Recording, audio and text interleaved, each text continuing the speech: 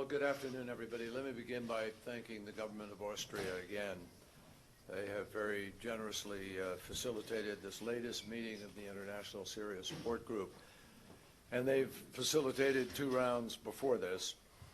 I want to express my appreciation to the co-chair of the task force, Sergei Lavrov, and to Special Envoy Staffan de Mistura.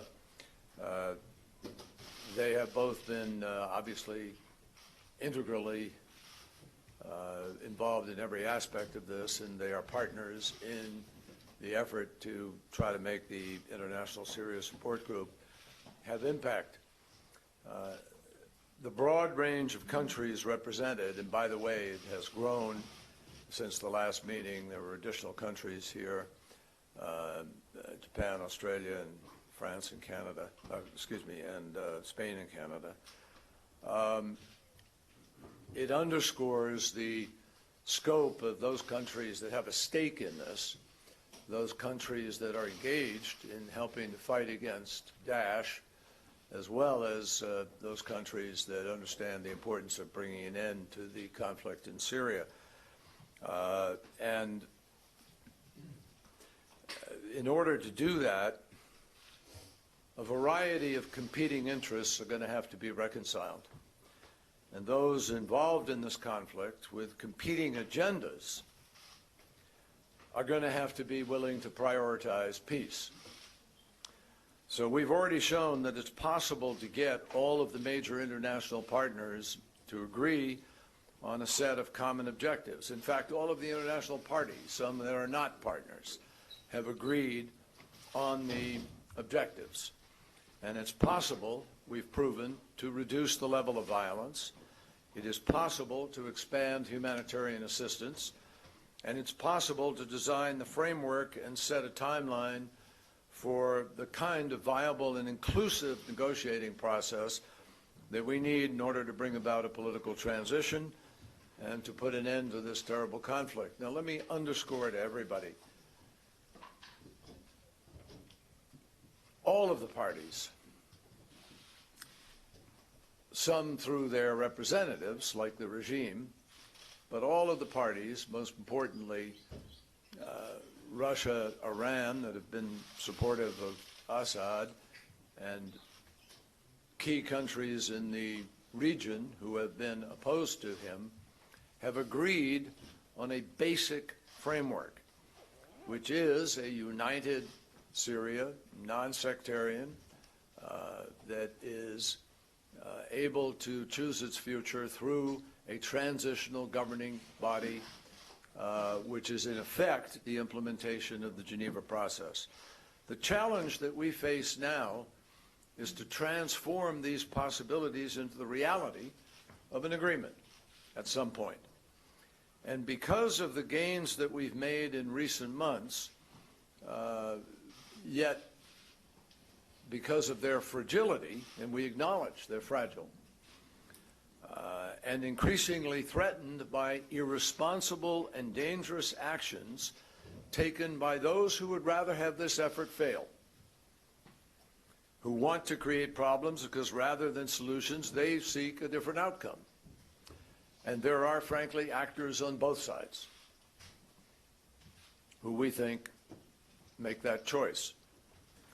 And the stakes are too high, and this conflict has gone on too long in order to succumb, and in order to allow all of those nations at that table to be sucked down into a veto of 1 or 2 individual actors who want a different outcome. So we can't give vetoes to bad actors or avoid consequences for any side's actions who have an agenda that is different from that of reaching an agreement and trying to make peace. So today we believe we moved the ball forward in some ways, and I'll say specifically. First, we pledged our support for transforming the cessation of hostilities into a comprehensive ceasefire. And we committed to use our influence to use the parties to the cessation in order to ensure compliance. Second, we agreed that if a party to the cessation of hostilities engages in a pattern of persistent noncompliance, the task force can refer that behavior to the ISSG, ministers, or those designated by the ministers to determine appropriate action, including the exclusion of such parties from the arrangements of the cessation. Interpreted directly, that means that if they continue to do it and they're pretending to be part of the cessation and they're not, they could be subject to no longer being part of the cessation immediately. In addition to that, we underscored the failure of the cessation of hostilities or of granting access to the delivery of humanitarian relief that we've already seen in some instances, and if that continues, that will increase international pressure and potentially other actions on those who do not live up to those commitments. Third, we will intensify efforts to get the parties to stop all indiscriminate use of force. We welcome Russia's commitment to work with the Syrian authorities to halt aerial bombardments over areas predominantly inhabited by civilians or parties to the cessation, and the U.S. commitment to intensify support for regional partners to help prevent the flow of foreign fighters, weapons, and financial support to terrorist organizations. Fourth, we call on all parties to the cessation of hostilities to disassociate themselves physically and politically from Daesh and al-Nusra, and to endorse the intensified efforts by the United States and Russia to develop shared understandings of the threat posed and the delineation of the territory that is controlled by Daesh and al-Nusra, and to consider ways to deal decisively with terrorist groups. Fifth, we agree that the delivery of humanitarian assistance must begin or resume, depending on the case, in Duma, East Harasta, Arbin, Zamalka, Daraya, Fua, Kefraya, Mandea, Zabadin, Mudamiyeh, Yarmouk, Zabadani, and Kafr Batna. And these deliveries will continue as long as the need persists. And starting on June 1st, if the UN is denied humanitarian access to any of these designated areas, the ISSG calls on the World Food Program to immediately carry out a program for air bridges and airdrops for all of those areas in need. The ISSG pledges to support such a program and also calls on all parties to provide a secure environment for that program. The World Food Program will, of course, determine where it is operationally feasible to conduct this program. And the World Food Program will accelerate airdrops in Deir ez-Zor, where it has already provided some 460 metric tons of food to more than 100,000 people. Aid to these areas must be a step towards a full, sustained, and unimpeded access throughout the country. And the UN will report weekly on aid deliveries to members of the support group, to these members, so that members of the support group can allow the parties to have access without delay or denial. And if problems arise, the humanitarian task force under the ISSG will work to resolve them. Sixth, Special Envoy de Mistura will facilitate agreements between the Syrian parties for the release of detainees. And we call on any party holding detainees to protect the health and safety of those in their custody. Finally, we underscored the need for substantive discussions on the objective of meeting the target date established by the UN UN Council Resolution 2254 of August 1st to reach agreement on a framework for a genuine political transition to a transitional governing body. Those talks should address the structure, membership, operational rules, and the roles and responsibilities of a broad, inclusive, non-sectarian, transitional governing body with full executive powers. And we agreed to work on that. Now, the August date is not a drop date, it's a target date. And we all recognize that if we're making significant progress and we're moving, we will respect that process. So, folks, obviously there's nothing self-executing about the list I just shared with you. None of us, no one, can be remotely satisfied with the situation in Syria. It's deeply disturbing. And we are all concerned about the levels of violence that broke out in recent days, challenging the cessation. Russia has worked closely with the United States to upgrade our ability, which now has a 24-hour basis in Geneva with high-level people working consistently. But even then, it's difficult.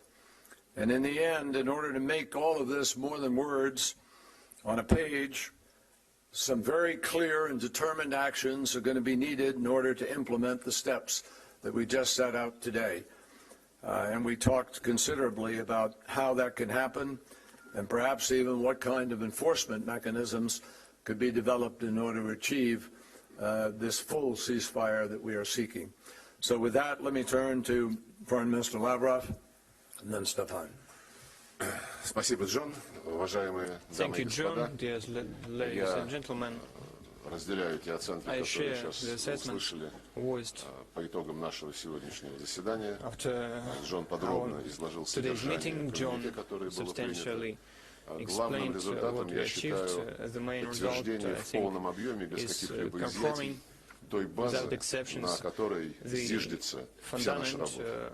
Это совместные заявления членов Международной группы поддержки Сирии и резолюции Совета Безопасности ООН 2264-2260.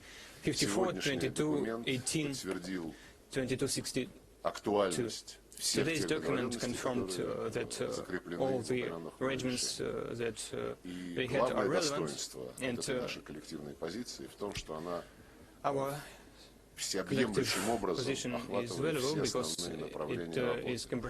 Прежде всего, прекращение боевых действий с прицелом на скорейшее прекращение огня по всей стране. Во-вторых, расширение гуманитарного доступа. И в-третьих, конечно же, политический процесс. Humanitarian access and, of course, political process. I would like to know that all three aspects see movement forward. Violence has decreased since February when cessation of hostilities was declared. Humanitarian access has improved, although we have to do better there. And in the framework of the political process, we had another round of Geneva talks chaired by Mr. Stefan de Mistura and his team. And after this round, we have some results to organize the next meeting, which must push all Syrian parties to cooperate efficiently with the United Nations. At the same time, it is very important that our joint position in the UN Security Council supposes an inclusive character of the Syrian talks, and we don't have to exclude any parties, including Kurdish parties. We think it is something that we mustn't do.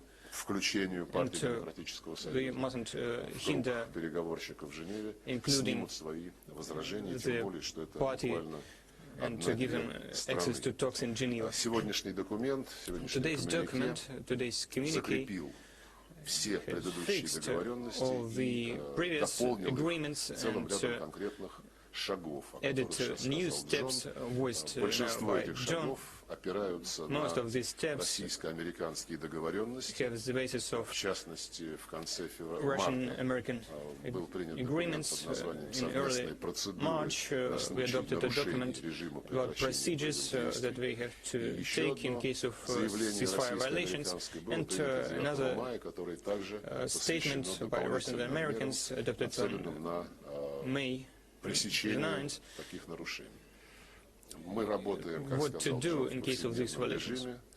As John said, we work on a daily basis. We have a joint center in Geneva created thanks to cooperation из ООН, они предоставили помещение, of оборудование, our работает UN 24 colleagues, часа в сутки, 7 дней в неделю. and we И помимо этого, work 24/7. те военные Besides that, командиры, there's, которые руководят military commanders российской операцией в Сирии, осуществляемой that по просьбе lead сирийского правительства Russian с авиабаз military в operation Хмеймиме, и audit американские военные, requested by которые Russian работают в иорданской Syrian столице government Аммане, and ежедневно our общаются center в in режиме Amman видеоконференции, рассматривают hold подробно и с фактами в video руках conferences on a конкретные daily basis случаи and examine all the нарушения cases режима прекращения огня, of разрабатывают ceasefire violations возможные совместные and скоординированные шаги prepare по решению конкретных coordinated возникающих на steps земле to prevent вопросов. all the issues Хочу that также сказать, appear что on то, the о field. чем сейчас упомянул Джон, а именно Россия и Something that США, John как сопредседатели mentioned now, международной группы that поддержки Russia Сирии, and the United States as как две co-chairs страны, of the которые ICG, находятся в two countries повседневном контакте по всем that аспектам are сирийского on daily регулирования, contact несут on all особую aspects ответственность за то, of чтобы the Syrian решения, которые settlement, принимаются bear special на responsibility уровне Совета Безопасности ООН, на into all уровне the группы decisions поддержки Сирии, that taken выполнялись. in the И мы UN Security Council must be взяли на fulfilled, себя and обязательство в заявлении we 9 мая, это assumed a commitment in активнее statement работать с сирийским as правительством, of чтобы оно следило 9 за May, тем, and как the реализуются Syrian его government must обязательства, а Соединенные Штаты observe вызвались the более активно implementation работать of с these measures, and the оппозицией, United с States региональными игроками, must в том числе по work closely with вопросам, the как сказал opposition, Джон, with связанным с regional actors, продолжающимися потоками and боевиков, финансов, with the оружия ongoing в Сирию flows of из-за militants границы. Отдельно хочу сказать from outside the Syrian border. о том, что сейчас I would является like наиболее to актуальным, say потому что separately about what за is всеми most нашими relevant now, усилиями because стоит общая what is озабоченность behind our нарастанием efforts угрозы is терроризма в a этом joint регионе, concern в about частности в increasing Сирии. terrorism И in the здесь region and in уже Syria. становится такой in навязчивой particular, and проблемой Джабхат ан-Нусра. We have the Она problem of мимикрирует, Jabhat al-Nusra. она вступает в какие-то ситуативные changing. альянсы с различными It группировками, makes которые вроде alliances бы with подписались some под прекращением боевых groups действий, но that когда им это assumed удобно, cessation они of из hostilities, этих but when it is comfortable to договоренностей them, выходят на they время, потом снова в них pull out of возвращаются. these И мы рассчитываем, arrangements что and then те go back. обязательства, And we которые hope that Соединенные the Штаты и commitments другие страны взяли на себя, by the United States and которые other countries касаются необходимости concerning добиться, the чтобы need to achieve нормальная, так сказать, не экстремистская оппозиция отмежевалась so that, от Джабхата ан-Нусра, в том числе no географически, extremist opposition чтобы эти обязательства выполнялись, и чтобы get discerned from те the normal зарубежные opposition so that these commitments которые be fulfilled, потихоньку and the продолжают countries покровительствовать that Джабхат ан-Нусре, не still имели предлога give требовать support прекратить to Jabhat бомбить ее al-Nusra so позицию. that they don't В have целом, pretext to по-моему, bomb по their всем positions. упомянутым мной Besides вопросам that, I think есть that дополнительные движения вперед. in other Оно, как issues сказал we Джон, это have движение movement зафиксировано пока forward. на бумаге. As John Наша said, общая цель it was сделать fixed так, on чтобы это paper, все воплотилось and в our конкретные joint действия aim на земле. is Мы to будем fulfill it активно in concrete добиваться particular именно actions этого. on the ground. Thank you.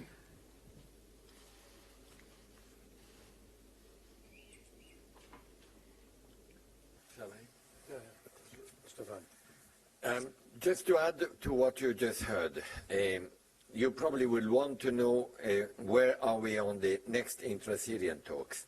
And the issue is still waiting for some type of concrete outcome of this meeting. But we cannot wait too long. We want to keep the momentum. The exact date, I'm not at the moment revealing it because it will depend also on other facts. What we mean by that? Well, we mean that, of course, we're having Ramadan starting soon, so we need to keep that in perspective. And we need to bear in mind that credible intra-Syrian talks will become credible when, as we heard, there is a credible development on the cessation of hostilities and a credible improvement on the humanitarian side. So on all three elements we had a discussion, and in my opinion a useful for me discussion and for the UN mandate. On the humanitarian, on the cessation hostilities side, you heard it. The main real difference is that what we used to have at 80% has gone down to 50%. But we need to bring it back And it's been a strong effort and a common line on that. And the main new element, apart from the willingness to address it, is the upgrading in Geneva of this operational center between Russian and American military and civilians. That's been extremely useful, and we will test it now. The second element is humanitarian aid. And on the humanitarian aid, we are still not reaching those we want to reach. You heard it. Out of 18 besieged locations, and by the way, besieged areas is the closest to a medieval type of siege that we've seen in recent history, only, and perhaps not only, but 12 of them have been reached.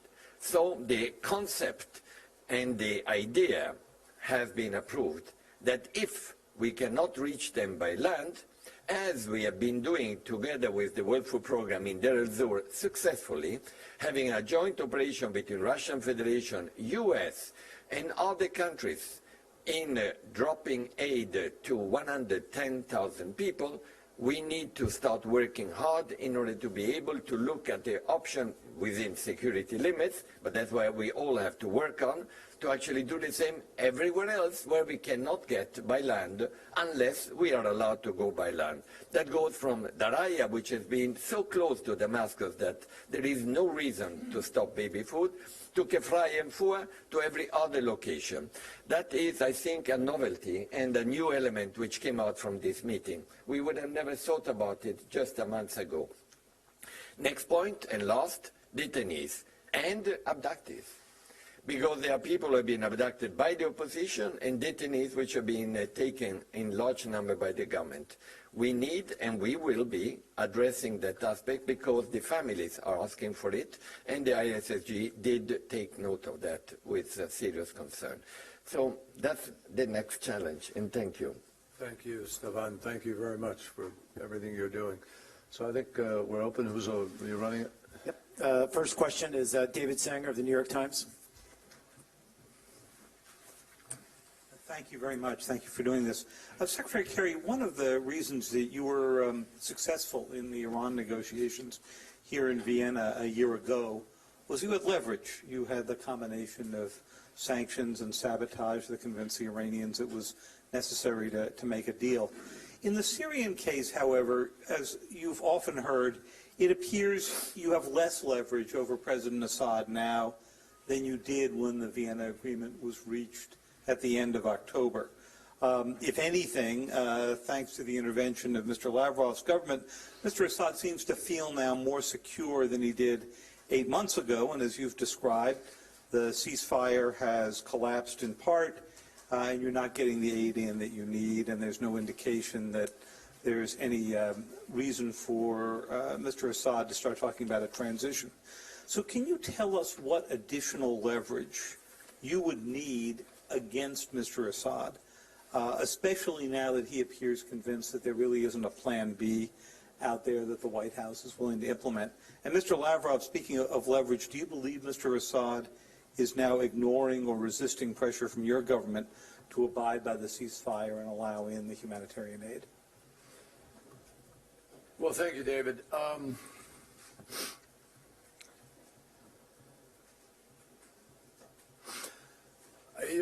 You're correct that leverage is important in any negotiation, but you're incorrect in your supposition, I think, that there isn't leverage in this situation, and I would disagree with you. I mean, if President Assad has come, if you know that he's come to a conclusion there's no plan B, then he's come to a conclusion that is totally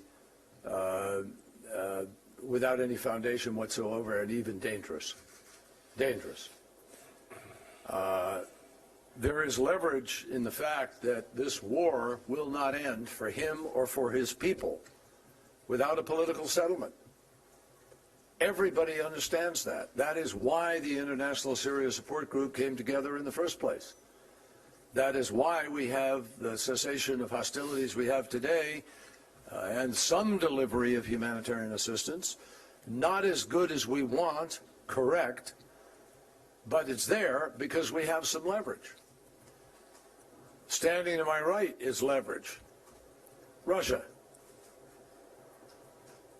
Iran, others in the community in the region who have relationships. But in the end, Russia has made it very clear to us, at least, that President Assad has made a series of commitments to them, that he's prepared to engage seriously in Geneva in the transitional negotiation of the Geneva process, that he's prepared to have constitutional reform, prepared to have an election. Those are three major commitments. And we have yet to see President Assad live up to commitment number one, which is negotiate in good faith on the transition. So if I were Assad, I'd be thinking hard about the possibilities of leverage out there. I also think he should never make a miscalculation about President Obama's determination to do what is right at any given moment of time where he believes that he has to make that decision. And the fact is that President Assad has flagrantly violated Resolution 2254. You know, there's no exemption in that resolution. Resolution 2254 calls for a broad-based ceasefire, and it calls for a broad-based delivery of humanitarian goods, not to one place or two places or 10 places, but throughout the country. And the ceasefire the UN has called for, unanimously passing, is throughout the country. Assad doesn't have a pass to go attack Aleppo and to attack in Latakia and cut sweetheart deals with ISIL for oil and other things like that. So I would say to him that I think the United States of America always has leverage in all of the options that are available to any president of the United States. But in the immediacy of this moment, it is clear that we have come here because the greatest leverage of all is the fact that Assad and his supporters will never end the war, will never be safe as long as they continue to prosecute this war and not negotiate a political settlement. There is no way to end this without a political solution. And the reason that Foreign Minister Lavrov and I and Russia, the United States, our countries are working together is because we long ago came to understand the futility and stupidity of an escalated process that could destroy Syria altogether and create even greater problems throughout the region, as well as elsewhere in Europe and elsewhere with more migrants, and that this instability, which attracts more and more jihadis to Syria, is not good for anybody. That's leverage. And I think President Assad needs to take stock of reality and understand that. You know, in principle, if under the leverage you meant sanctions, then I'm concerned a little bit because last time we see in case of our American partners and the European Union, the temptation, if you fail in something, you turn to sanctions.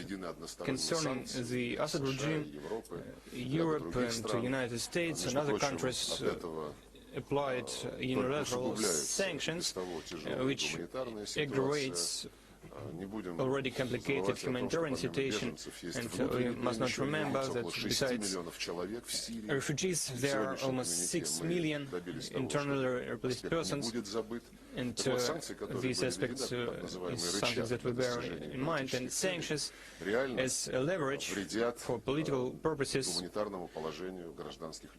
do harm for the humanitarian situation, and unilateral sanctions in a case when you fail in something and in exchange, instead of political dialogue, leads to something that we see in Iraq and Libya, and it impedes national reconciliation in a situation of internal conflict. In his first words, John said that Russia and Iran will support Assad we don't support Assad, we support fight against terrorism. Today, on the ground, we don't see any more real and efficient force than the Syrian army, given all its weaknesses. And this armed formation that we launched dialogue with at our base in Khmeimim, several detachments of opposition signed up to the ceasefire, and we are going to continue this work, but we don't protect somebody personally, we defend a state, a UN member state, at the request of the government of this sovereign state, whose sovereignty and political independence we have to protect as it comes from the UN Security Council resolution. You know, another aspect that we must keep present in mind, we must choose our priorities. Today we heard from many ISSG members that you have to choose whether you support fight against terrorism or whether you support regime. I think it is wrong, because somebody says if Assad goes, everything will be all right, and we will combat al-Nusra and Daesh and other extremist groups. In its time, the UN Security Council adopted resolutions that terrorism, evil, cannot be justified by anything.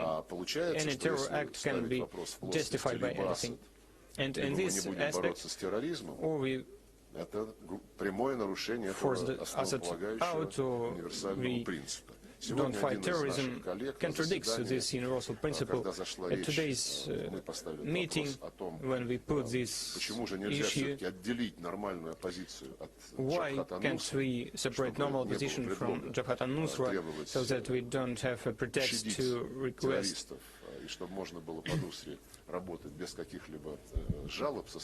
to fight al-Nusra? Somebody said that now we will combat al-Nusra, and who will take the land that we will free. It is a Freudian slip, but it shows that somebody is thinking in the categories that contradicts the UN Security Council principles, and somebody sees al-Nusra as a good force. It is something that we have to discuss with our colleagues in ISSG. And concerning leverages, you know, you can use leverages against one country, as you request Russia. The other side also needs to be influenced. John said today that we need to get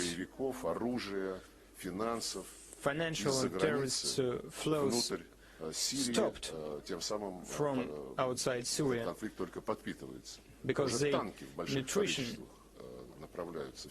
the conflict.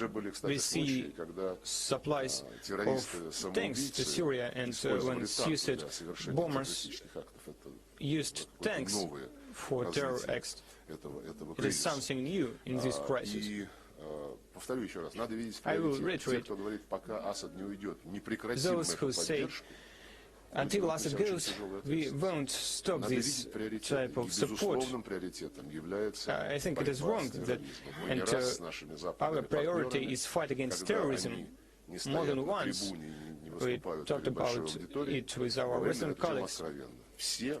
We talk about it sincerely, and everybody said, everybody acknowledged that Assad's regime is a lesser evil for them if we compare it with an increasing chaos, if there is no political process. We are trying to establish a political process своих подопечных those в who ходе женевских переговоров настраивают на бескомпромиссную ультимативную support позицию. regime change И and последнее. work with Еще раз this скажу, надо constructive видеть opposition приоритеты для нас is one. антитеррор. Our Приоритет priority номер is один, но мы прекрасно anti-terror понимаем, что двигаться struggle, нужно по всем but we направлениям understand that одновременно. we have И to по расширению move forward гуманитарного доступа, и по in all расширению aspects, территорий, на которых expanding действует перемирие, humanitarian режим access прекращения and боевых действий, и в перспективе режим прекращения cessation огня. of И, конечно, hostilities нужно in двигаться perspective, по also политическому ceasefire процессу, and искать the компромисс. political process. Нельзя All these aspects оставить все must, как есть, это все понимают, и нельзя сломать we have государственные to seek a институты. compromise, and we У нас на этот don't счет have to, есть we must основа not в виде решения break the political международной группы institutions, поддержки and СИ. we have an Ну, что касается ICG того, decision on игнорирует this ли topic. Асад And наши whether советы, Assad ignores нашу our работу с ним, work нет, не with him, игнорирует. our advice, Assad no, he знает doesn't прекрасно, ignore it. и He помнит, что он knows взял на well себя and he remembers обязательство выполнять that he assumed ту a commitment последовательность действий, to которая fulfill заложена в резолюции those 2254, о которой Джон только что of actions упомянул. Формирование explained in Resolution на переходном 2254 этапе form такого совместного a transition механизма joint переходного mechanism между правительством и всем between спектром оппозиции. the В рамках этого government and механизма all the range of opposition in the разработка новой framework of this конституции и на ее mechanism основе forge a new проведение constitution новых досрочных and on президентских и that парламентских basis выборов. hold parliamentary Все должно занять, как мы elections. определили, All that ориентировочно must до take 18 месяцев. up И эти обязательства to президент Асад 18 months. подтвердил в контактах And с these нашим agreements were confirmed by President Assad with the Russian president. Second question goes to И второй вопрос. Daria Grigorova of Дарья Rossiya Григорьева, TV. Россия ТВ. Добрый день. Good morning, Sergei Viktorovich. You said about it already, the control on the border. How will Syrian-Turkish border be controlled if we speak about terrorist movements there? На эту тему говорим давно, потому что We это haven't совершенно spoken about очевидно that главный since a long канал time ago. снабжения The main channel for supplying экстремистов, и тех, extremists кто and занимает непримиримую позицию, those даже who если формально не относится к take террористическим a группировкам. moderate position. Там есть такой участок границы, There's чуть больше a 90 swathe километров, of borders, something more than который контролируется со стороны сирийской 90 kilometers территории controlled on the боевиками Syrian ИГИЛ. territory by the соответственно, ISIL, контролируется Турцией. and on the Turkish И side рядом там by два the Turks. анклава курдов. And there are two И enclaves of Турция Kurds, периодически заявляет, что and если from time курды to time начнут Turkey says that if вытеснять the ИГИЛ Kurds с этого push участка the границы, то ISIL Турция out этого from не this потерпит, она не потерпит border zone, соединение it сил will двух not put up курдских with that анклавов, потому что это, в общем, неприемлемо. because it is not acceptable for them. Но в любой ситуации In any кто-то case, с этим ИГИЛ должен бороться somebody на этом must участке границы. Именно combat этот участок ISIL on является that дырявым, и border через него в том area направлении шла because контрабанда, it сейчас is она гораздо fragile. There меньше were contraband идет of и существенно flow now. сократилась, а в It направлении Сирии has шли вот эти decreased, and there was поставки вооружений. a flow of supplies of weapons to the extremists and to flows of Признается militants. всеми, что такое And положение everybody неприемлемо, acknowledges но that есть много this is not фактов, acceptable, которые but говорят there о are очень a lot of серьезной, разветвленной сети, facts showing которая создана that there's с турецкой стороны a big для того, network чтобы created такое on the снабжение Turkish side продолжать to continue маскировать. these supplies, Мы to распространили в сайте camouflage безопасности it. ООН какое-то And время назад some time ago we официальный документ, в котором circulated in the UN из Security открытых Council источников мы собрали факты, open подтверждающие document вот такую where неприглядную we и gathered неприемлемую деятельность. facts showing Наши турецкие соседи this и в Совете Безопасности ООН сказали, and что face это все activity. выдумки чистой воды. Our И colleagues сегодня said турецкий that министр, когда it я is not напомнил true. об этом, подтвердил, что они And категорически отвергают все, today что там they написано. said that Но they там deny everything that приведены was written названия in населенных that пунктов, document, там приведены but названия there организаций we have турецких, names of которые organizations, вовлечены в of эти процессы, population и многие points, другие факты. and Поэтому, other facts. наверное, вместо голословного So отрицания I think лучше было бы instead of denying объяснить в it Организации Объединенных Наций, в Совете Безопасности ООН, ungroundedly, почему это неправда, they если вдруг would что-то из have этого to правда, то explain просить помощи, если своими what силами is not Турция не true может and пресечь подобные злоупотребления. Мы не ask us пытаемся for злорадствовать, мы не help пытаемся никому if they can мстить. do Мы хотим it for достичь themselves. главной цели, Our решить main goal is проблему to сирийского кризиса мирным settle the политическим problem of путем. the И все, что мы делаем, Syrian направлено именно на это. conflict peacefully, and everything we do is aimed at this point. That concludes the press conference. Thank you. Thank you, folks. Спасибо. Thank you.